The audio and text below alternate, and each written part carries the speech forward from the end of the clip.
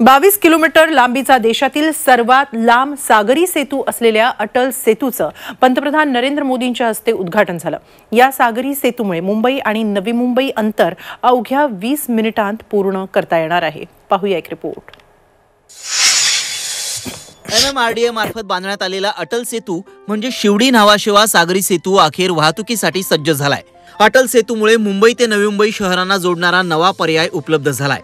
अटल सागरी सेतूची वैशिष्ट्य काय आहेत पाहूया। देशातील सर्वात मोठा 22 किलोमीटर लांबीचा हा सागरी सेतू आहे। मुंबई ते नवी मुंबई 2 तासांचा प्रवास अवघ्या 20 मिनिटात शक्य होईल।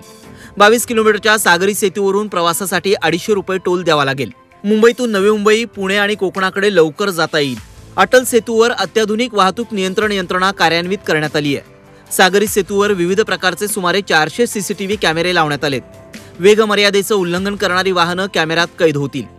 समुद्रातील लाटा आणि भूकंपाचा विचार करून हा सेतू तयार करण्यात आलाय। 100 वर्षांपर्यंत हा सागरी सेतू सुस्थितीत राहणार आहे।